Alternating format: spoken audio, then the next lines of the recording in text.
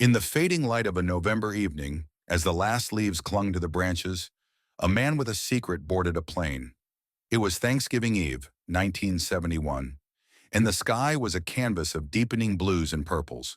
He called himself Dan Cooper, but history would come to know him by another name, D.B. Cooper.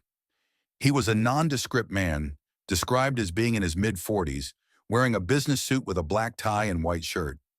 He carried a black briefcase and a brown paper bag.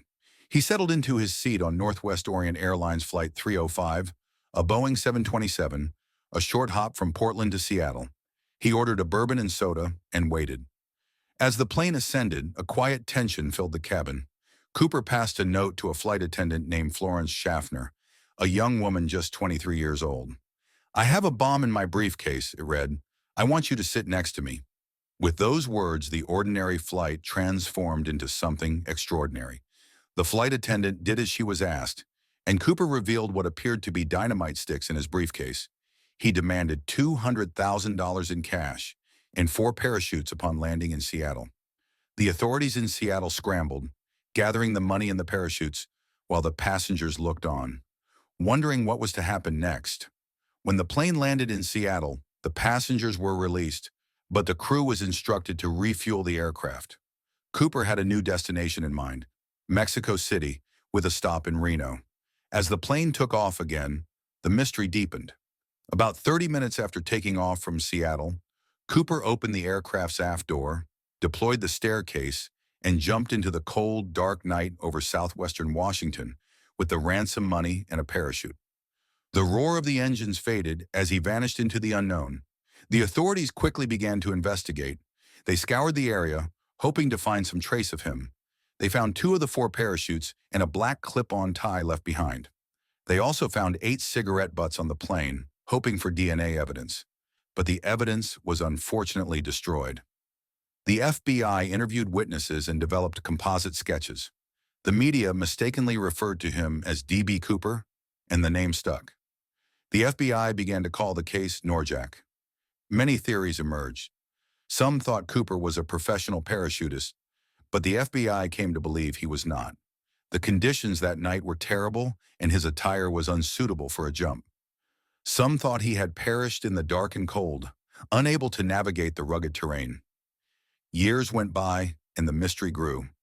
Then in 1980, a young boy named Brian Ingram was building a campfire on a beach along the Columbia River.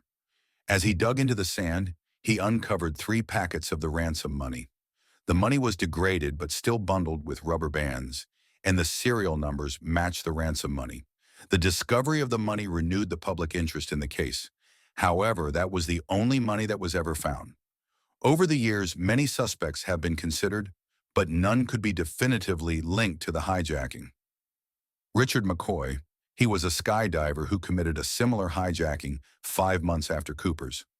He was eliminated as a suspect because he did not match the physical description of Cooper and had different eye color. In 2024, McCoy's children claimed that he was D.B. Cooper after a parachute was found on their grandmother's former property. Kenneth Christensen, he was a former military paratrooper who worked for Northwest Airlines. His brother stated that on his deathbed, Kenneth said, "There is something you should know, but I cannot tell you."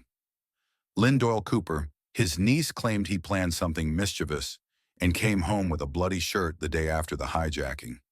Other suspects include Ted Braden, Jack Koffold, Barbara Dayton, William Gossett, Joe Lakich, John List, Ted Mayfield, Vincent Peterson, Sheridan Peterson, Robert Rackstraw, Walter Racca, William Smith, and Dwayne Weber.